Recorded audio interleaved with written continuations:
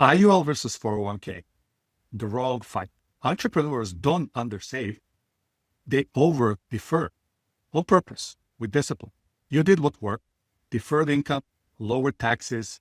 That strength created concentration, not in markets, in future tax years. You feel safe while cash flow is strong, you feel smart while income is climbing, and then the business slows, or health intervenes, or you step and the bill arrives when leverage is gone. The system doesn't fail you, it performs exactly as designed. Employee logic, owner consequences. And later, I'll show you the exact year this flips against you. The danger isn't the 401k, it's letting it decide your worst timing. Because when income finally drops, what happens to the taxes you've been deferring for decades? Hello, my name is Robert Balgach. I'm the founder and CEO of Black Swan Insurance Group. And since 2017, we've helped over 20,000 families and business owners rethink where risk actually shows up, not on spreadsheets, but in real life. And along the way, our firm has earned more than 850 five-star reviews by doing something most of this industry avoids: challenging assumptions that feel responsible, but quietly create fragility. And this isn't an anti-401k message. It's an anti-blind reliance message, especially for entrepreneurs whose income is variable, whose exit timing is uncertain, and whose biggest threat isn't volatility, but rigidity. And if this reframing creates discomfort, that's intentional, because the real cost doesn't show up today. It shows up later, when choice is narrow. And Brian's story makes that very visible. Meet Brian. He owns a regional home service company with multiple crews and municipal contracts. Some years he clears $800,000, other years closer to $600,000. The business is solid, but income is lumpy. And Brian did what disciplined owners do. He deferred aggressively, solo 401k, profit sharing, every legal dollar pushed forward. Not because he loved retirement accounts, but because he hated taxes. Brian grew up watching his father get knocked sideways by layoffs. He remembers late-night conversation about whether income would hold. When Brian's company finally stabilized, he made a quiet promise to himself: never be cornered again. So he saved, he deferred, he did everything right. What he didn't do was model what happens when income stops behaving. When Brian ran long-term projections, something felt wrong. Every dollar he planned to live on later already had a claim on it, not from markets, but from timing rules, tax brackets, and distribution schedules he couldn't adjust. He wasn't exposed to failure, he was exposed to success with friction. And that friction only shows up later. Point number 1, RMDs. When deferral turns into mandated income. Required minimum distributions, RMDs, weren't created to punish savers. They were created to protect tax revenue. Originally starting at age 70 and a half, then moved to 72, now pushed to 73, and eventually 75, RMDs exist for one reason: deferred income must eventually be recognized. And here's what most entrepreneurs miss. RMDs don't care about need, they care about your age. Brian saw that by his early 70s, his qualified accounts would force six-figure taxable income, whether he wanted the money or not. And if his business slowed, taxes rose. If market dropped, distribution continued. If he wanted flexibility, it was gone. RMDs turn optional income into mandatory income at the exact moment discretion matters the most. Deferral helped early, he removed leverage later. And leverage is the only hedge against taxes. Point number 2, early withdrawal pain and loan illusions. The second fracture point wasn't retirement, it was before. What if Brian needed access at age 58 or 60? Not because of failure, but because life or opportunity demanded it. Qualified plans punish bad time. Withdraw early, and you face ordinary income tax plus penalties. Loans look flexible until they are. Miss a repayment window or change employment structure, and the loan becomes taxable income. Brian realized something uncomfortable.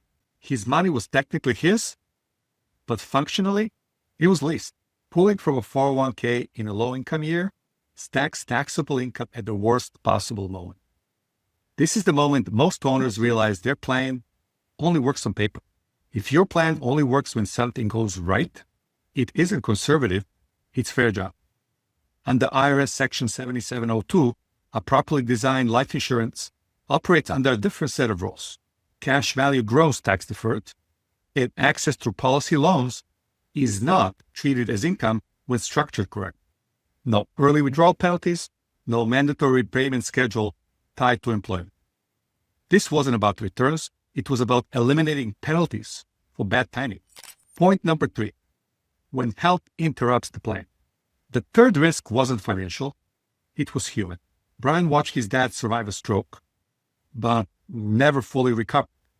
Income stopped, options narrowed, and most plans assume linear life, work, retire, distribute, and real life doesn't cooperate like that.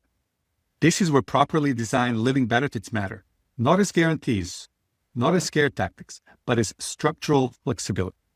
Certain IUL policies can include chronic or critical illness riders that allow access to death benefits if specific conditions are met. Cancer, heart attack, stroke, organ transplant, they're all design dependent and conditional based on the underwriting standards.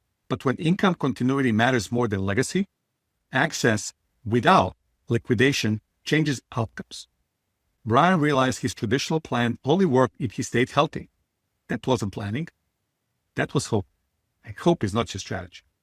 About a year after restructuring, Brian's business hit turbulence. A major municipal contract was delayed, not lost, but postponed. Cash flow tight. In the old model, Brian would have increased taxable income or tapped qualified accounts at the worst time. Instead, he accessed policy laws from his IUL structure. No taxable income, no penalties, no forced distributions. Loan interest was known. The policy was designed for access. Repayment was optional when cash flow normalized. This wasn't magic. Caps, fees, loan interest, and long-term performance still mattered, but the structure worked during interruption. And that's the difference between planning for averages and planning for reality. Now slow this down because this is where design becomes real. Picture this as a second balance sheet, one that only exists when timing matters. From age 46 to 60, Brian funds his policy with $15,000 a month, around $180,000 per year, for 15 years, totaling $2.7 million in contribution. And this wasn't new money. He was just using the money he was planning to stash away for retirement anyway. By age 50, accumulated value approached $840,000. By age 55, nearly $2 million. By age 60, just under $3.7 million. And that's where most plans stay. For Brian, that's where flexibility starts. Beginning at age 61, the illustration is projecting $326,000 in tax-free income access to policy loans every year for 25 years. From age 61 through 85, that's over $8.15 million access without triggering taxable income, without selling assets after a market drop, without asking permission from the IRS. Even after decades of income, the illustration still shows residual value and a remaining debt benefit. Not because Brian avoided using it, but because the structure was designed properly. This wasn't about maximum returns. It was about minimizing regret. And none of this means Brian did anything wrong prior to doing this. It means he outgrew the default system. The 401k wasn't the enemy. It just wasn't built for this phase of life. Tax deferral without tax control is not a strategy. It's a delayed liability. And if this feels uncomfortably familiar, don't sit with it, because this risk doesn't announce itself. It compounds quietly until timing disappears and the rules hurt. So if you're interested in putting a stable, correct structure for you in place, you can click on the link below and you can schedule a meeting with me and my team to help you. Not to be sold, not to be convinced, but to see clearly whether your plan still gives you control when income slows, when health changes, or when you finally want to step back without penalty. If your wealth is real, your plan should be stress tested under real conditions, not ideal ones. And the windows open up. It narrows later. And remember, it's not what you earn, it's what you keep. Enjoy the ride.